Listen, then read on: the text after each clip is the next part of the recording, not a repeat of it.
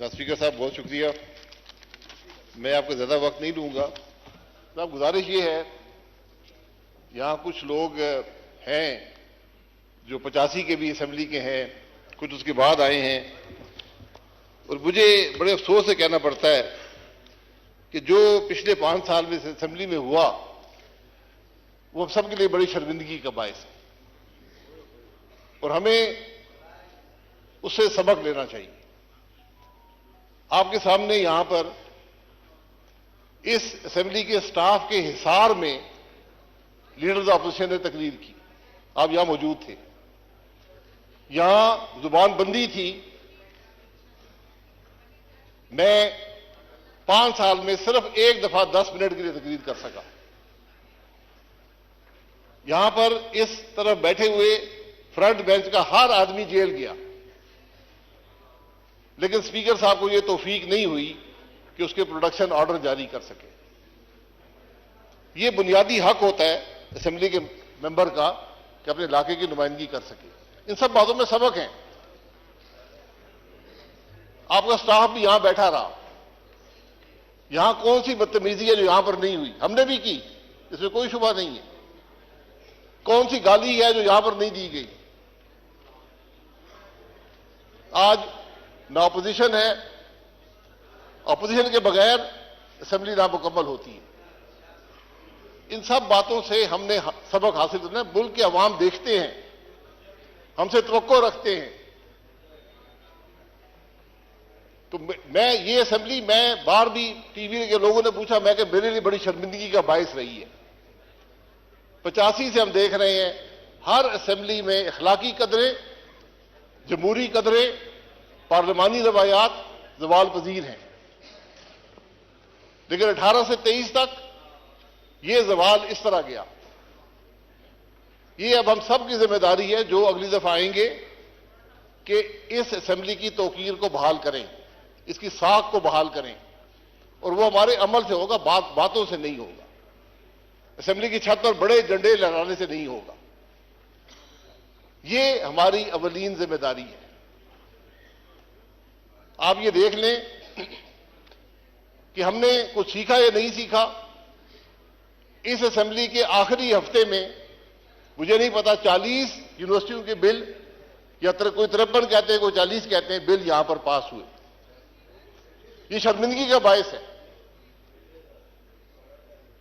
हमें सोचना चाहिए कि लोग क्या सोचते होंगे, हम क्या जवाब देंगे। आज इल्जाम लगते हैं इस असेंबली के मेंबरान पर। ये स्पीकर साहब, आपने इस असेंबली की साख का तहफ्फुज करना है अपने अमल से। आपको रोकना चाहिए था इन बातों को। ये वो चीजें हैं जिससे पाकिस्तान के अवाम हमें तोलते हैं, हमें नापते हैं कि किस किस्म के लोग हैं। यहां आम तासुर यह है कि असेंबली के मेंबरान सारे करप्ट हैं। लोग हमें अच्छी निगाह से नहीं देखते और हम अपने अमल से साबित करते हैं कि उनकी बात दुरुस्त है। असेंबली के मेंबर की तनख्वाह क्या है, ये आपने कभी बताया किसी को? क्यों सेक्रेटरी साहब, क्या 60,000 रुपया, क्या कितनी तनख्वाह है? वो अलाउंसेस डाल के है ना, तनख्वाह क्या है? आप देख लें, तनख्वाह उससे कम है। मुझे भी तनख्वाह मिलती है, मैं जानता हूं। लोग ये समझते हैं कि ये अरबों रुपया ये लूट कर ले गए। ये वो चीजें हैं जो हमें लोगों को बतानी पड़ती हैं। क्या इस असेंबली का मेंबर अपने गाड़ी के खर्चा भी पूरा कर सकता है उस तनख्वाह से? ये सब बैठे हुए हैं। पाकिस्तान की हर असेंबली में तनख्वाह बढ़ाने की बात नहीं कर रहा, मैं एक हकीकत की बात कर रहा हूं। इसलिए असेंबली जब भी आए, आप मौजूद होंगे यहां पर, उनको अल्लाह करे आप भी स्पीकर रहें, उनको सबक दें कि इस असेंबली की बेतौकीदी ना हो, असेंबली का तौकीर जो है वो बहाल रहे। मैं पिछले स्पीकर साहब को नाम नहीं लेना चाहता, लेकिन जितना नुकसान उन्होंने इस हाउस को दिया है, तारीख में किसी नहीं दी। ये बदकिस्मती है। अगर आप पे हुकूमत का दबाव हो, कुर्सी छोड़ दें।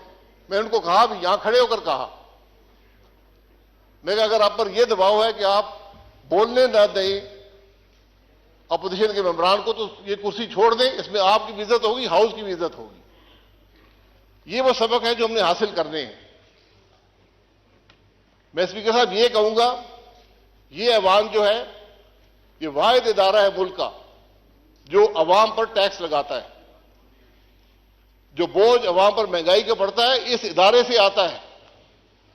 हुकूमत यहां पर बिल लेकर आती है, लेकिन यह इदारा मंजूर ना करे तो महंगाई नहीं होती। मेरा सवाल यह है कि इस मुल्क के अवाम पर टैक्स लगाने वाले खुद टैक्स देते हैं या नहीं देते? यह सवाल होना चाहिए। मैंने 13 साल नैब की अदालतों में गुजारे हैं। आज भी नैब की अदालत से होकर आया हूं। मुझसे नैब ने हर सवाल दुनिया का किया है, एक सवाल नहीं किया कि तुम टैक्स देते हो या नहीं देते हो। करप्शन का मेयार टैक्स की अदायगी या ना अदायगी में है। अगर मैं यहां से निकलूं, करोड़ों की गाड़ी में बैठूं, लाखों के बिजली के बिल हों, लाखों के गैस के बिल हों, 10-10 मुसल्ला मेरे साथ मुलाजिम हो और मैं टैक्स अदा ना करूं, इस ऐवान के मेंबरान टैक्स अदा नहीं करेंगे तो फिर हम दूसरों पर टैक्स कैसे लगाएंगे? ये बड़ा बुनियादी सवाल है। जब तक आप इस सवाल का जवाब नहीं देंगे, ये मुल्क आगे नहीं चलेगा। आज पाकिस्तान की वफाकी हुकूमत की जो कुल आमदन उसके पास रह जाती है, वो सूद भी अदा नहीं कर सकती। ये असेंबली भी 24% पर कर्जा लेकर चलती है, दिफा भी 24% कर्जे पर चलता है, डेवलपमेंट भी 24% कर्जे पर होती है, हुकूमत भी 24% कर्जा लेकर चलती है। ये कितनी देर चलेगा? तो हमें जरा इन बातों को पर सोचने की जरूरत है। हमसे इलेक्शन कमीशन एक गोशवारा लेता है, आप भी भरते हैं, मैं भी भरता हूं, उसमें यह नहीं लिखा हुआ टैक्स कितना अदा करते हो। वाहिद पाकिस्तान में तबका है पार्लियामान के मेंबरान जिनके टैक्स के गोशवारे पब्लिक नॉलेज में होते हैं। वो रिकॉर्ड शाया होते हैं, नोटिफिकेशन गैजेट में शाया होते हैं, हर आदमी पढ़ सकता है ये आदमी कितना टैक्स देता है। तो कोई बात ढकी छुपी नहीं है। इसलिए हम सब की जिम्मेदारी है कि अपने अमल से यही लीडरशिप होती है। लीडरशिप ये नहीं है कि मैं टैक्स अदा ना करूं, दूसरों पर टैक्स लगा दूं। ये बातें, मैं स्पीकर साहब, बातें बड़ी लंबी हो सकती हैं।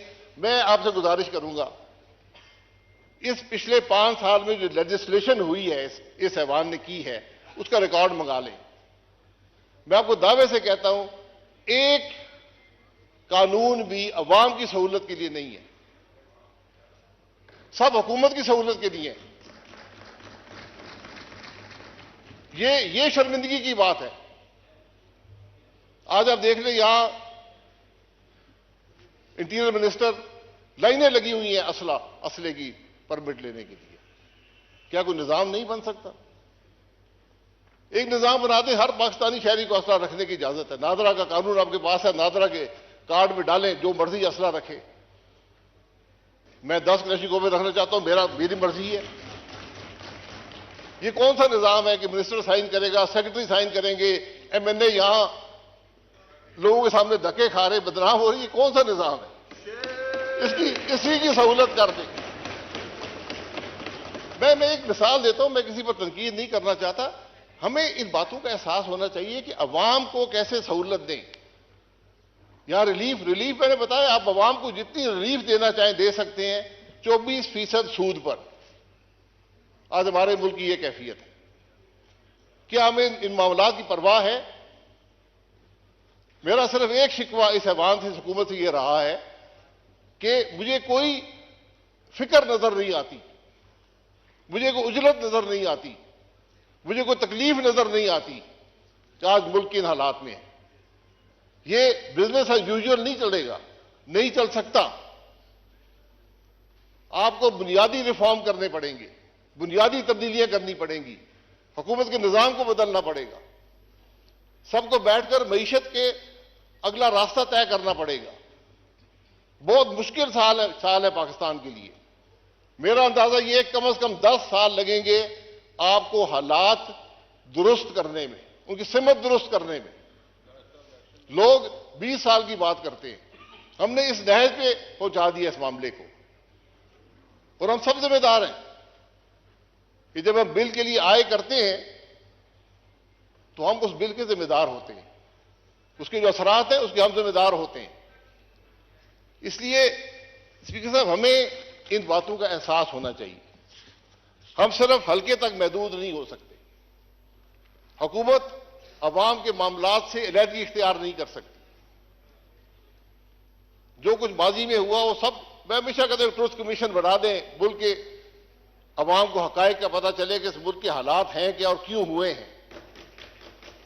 मैं बड़ी बड़ी तल्ख हकायक है इस मुल्क के, लेकिन हमने अपनी तारीख को भी मसख कर दिया। हमें हकीकत का इल्म नहीं है कि मुल्क के अंदर हुआ क्या है, किसने क्या किया। सजाओं को छोड़े, सजा जजा अल्लाह ताला पे छोड़ दें, तो कम से कम हकायक तो अवाम के सामने रखें। ये आपका बहुत मशकूर हूं, ये चंद बातें रखनी थी, लेकिन जिम्मेदारी हम सब की है। अगर हम कोई गलत काम करेंगे, गलत भर्ती करेंगे, इस अवाम के मेंबर होकर, वजीर होकर हमने निजाम को तबाह कर दिया। लोगों का एतमाद उठ जाता है। आज अवाम का एतमाद हुकूमत के निजाम पर उठ गया है।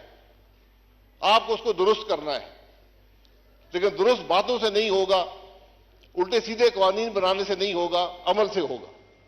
ये बात जो भी कल ऐवान में आए उनको आप जरूर हमारी तरफ से पैगाम दें कि जनाब ये बातें हैं, आप सिमत दुरुस्त करें, मामले को आगे चलाएं, फिर मुल्क की दुरुस्ती होगी। बहुत शुक्रिया।